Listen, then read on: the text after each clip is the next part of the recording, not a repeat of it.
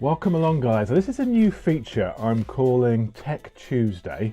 I don't know if this video is going to go out on Tuesday. It may not even be, it's not even Tuesday I'm recording it, but it's just a cool name for a tech feature. So this is Tech Tuesday, and today we're going to be talking about lots of different stuff, all techie. But today we're going to be looking at my Insta360 One X. I'm getting a lot of people asking me how I'm getting the 360 footage, you know, how I'm mounting the camera, what I think to the camera. So today we're going to take an in-depth look at a piece of my tech, and that is the Insta360 One X. Woo! Roll the intro. I said roll the intro.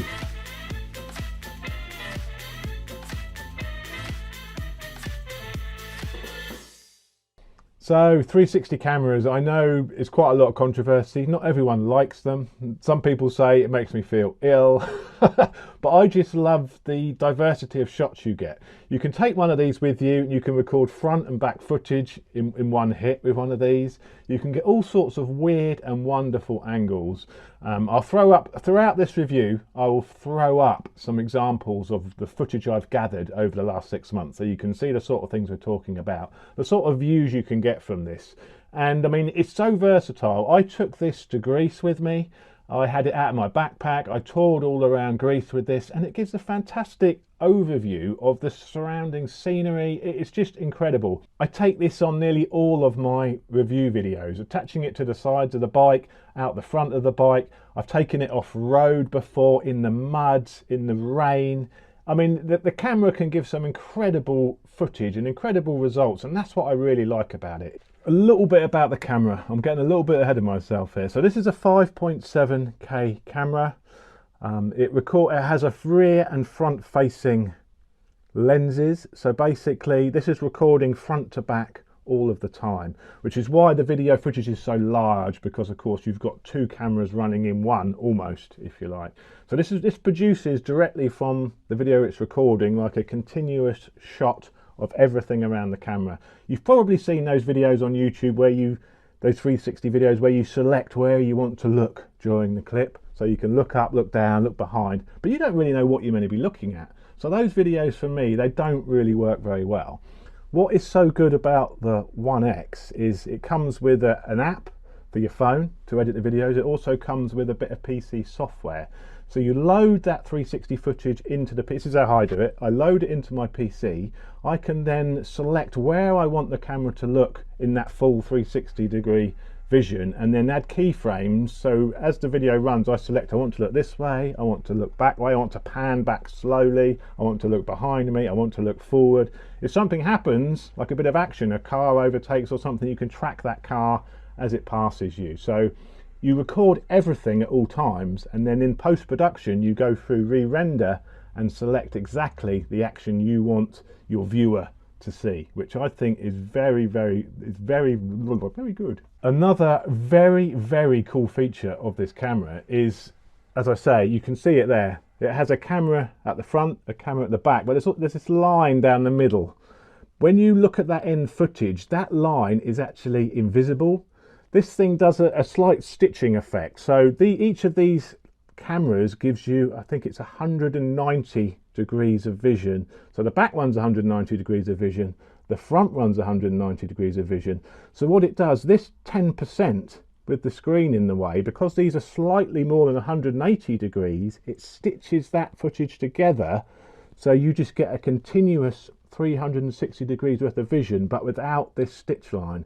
Because these are both slightly over 180 degrees, the camera in the software takes out this little bit, it's in the way, so it looks as if you can't see the camera itself. And also below the camera, it gives an impression, because it cuts this out down here as well, if you look down, it gives the impression that the camera is just floating in the air and following you, sort of like a drone effect.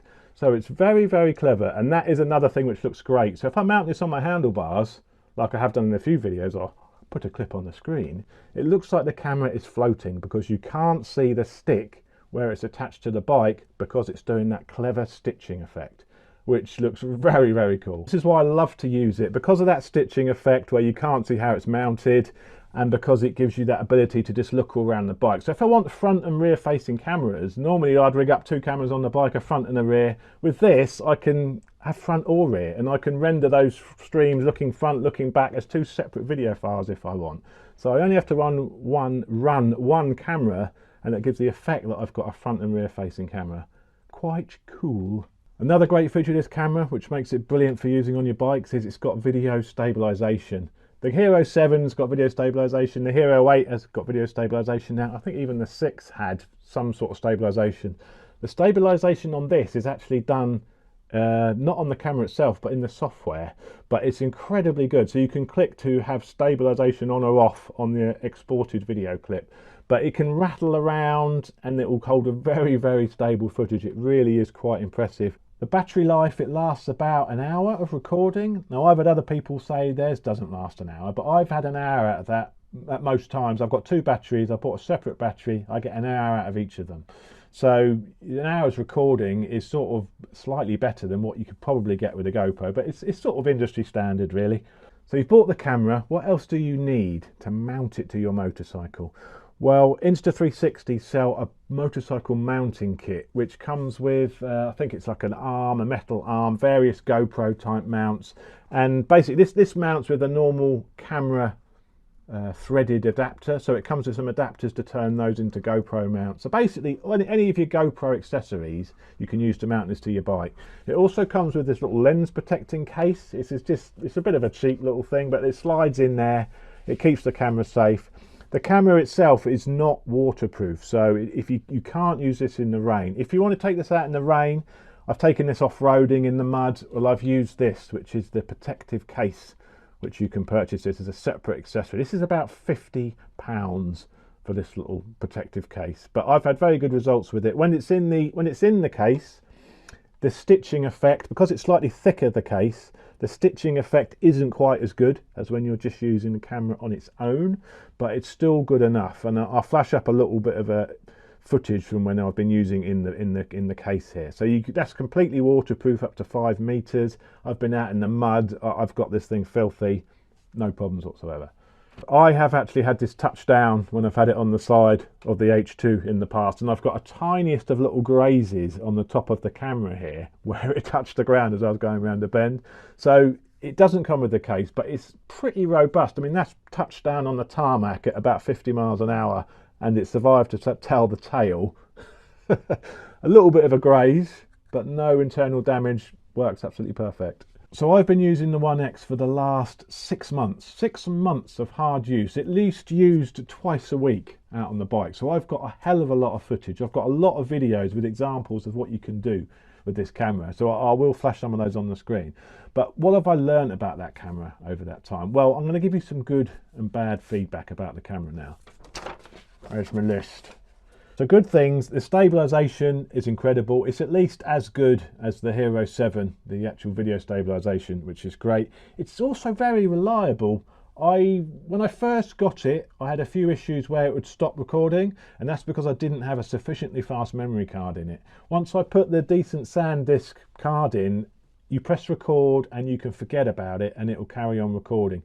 It will record a continuous file of 30 minutes long, so you'll get 30 minutes and then it will create a new file. So it will create a massive file up to 30 minutes, which is quite nice. You haven't got to have lots of little files to piece together, but it's pretty reliable. I've never had it pack up on me. I've never had it stop recording, apart from those initial problems I had with a lower spec memory card. The best thing about it is just the diversity of the footage you can get and the views you can get, which just weren't possible without a 360 camera. So that is probably my favorite thing about this camera. Now, a few bad points about it. The bad points are few and far between, but there are a couple. The first one being it's a little bit vulnerable. When it's not on its protective case, if I were to drop that on concrete, you'd probably smash a lens on it. Because it's also shaped like that, even just laying it on the ground will mean the actual lens is touching the ground, which is why it comes with this little sleeve to keep it in. So it's a little bit vulnerable. It is a little bit vulnerable, but I managed to not break it. But you do feel like, oh, it's not waterproof. If I drop it, I can't even rest it on the ground without it touching and perhaps scratching the lens. Also, what you get on the camera when you're recording is very basic. You've got no preview, you've just got the battery life and the fact that the time is going and what mode you're in. It's very, very simple. There's only 2 buttons on the camera, that is it. which in some ways you could say that's a good thing. It's a simple camera, but it would be nice to have some sort of preview that you've got something in shot. Not that I suppose you really have to with the 360 camera. That's the whole point of it, is capturing everything, but it just seems a little bit too basic. Another bad point, the workflow, because you do have to re-render it to decide where you want to look, it does put an extra effort into your video production, but it's worth that extra effort. But it's something to highlight, you know.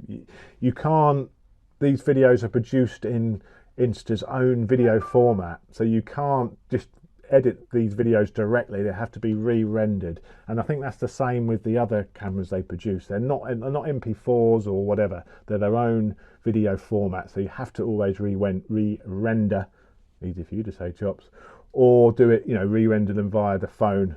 That is about it, guys. That is an overview of the Insta360 One X. As I say, Insta360 did give me this to play around with, to test with. I didn't buy this, but I've been so impressed with this.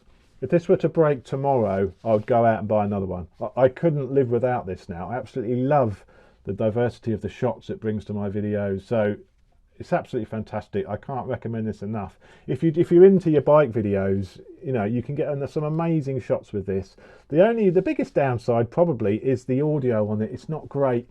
It's only got a single microphone on the top there, and if you've got this mounted to your bike, you just get a lot of wind noise. The audio's fine when you're stationary, but when you're moving, you get a lot of wind noise. So that'll be my only criticism for it as a bike camera. If you've got a secondary camera for your audio, like a mic setup on your helmet, then fine, you don't need the audio. But just on its own, you'll get a bit of wind noise. If you want to get hold of Insta360, I've got a link below. I've got an affiliated link, so if you were to buy via my link, I get a slight little kickback. Also, you get some free goodies. You get the free selfie stick, and I think there's something else you get on the link as well. So, as I say, I didn't buy the camera. I haven't been paid to make this video, but I think you can tell by the amount of times I use this camera in my videos, absolutely love it. So if that were to break, I'd be off to purchase another, probably from my own link, so I get a little kickback. Oh, there we go, guys. That is it for Tech Tuesday this week. I don't know when this feature will be back. Let me know if there's anything else you want to know about. I'm going to do a helmet mic vlogging setup type video, you know, where I place the microphones. I'm also going to do a comparison between my Pista AGV helmet and my Shui X Spirit. So which one should you buy? So I'm going to do a little bit in the garage because it is cold, it's wet, it's raining outside. So I'm going to do some more garage based videos. I've got to get on with the Hyper. I've still not started taking that engine out. We've got some wings on the H2 now. Ding ding. So I've got to do a video on that as well, but I'm just waiting on the indicators, so that has to come. But we've got the wings I said I wasn't going to get. I've got those now. So there's stuff coming in the garage, but anything techie, anything camera wise, anything my vlog setup you want to know about, let me know in the comments and I'll see if I can do a video for you. But that is about it. Speak to you later, guys. Take care, ride safe, and have a good one.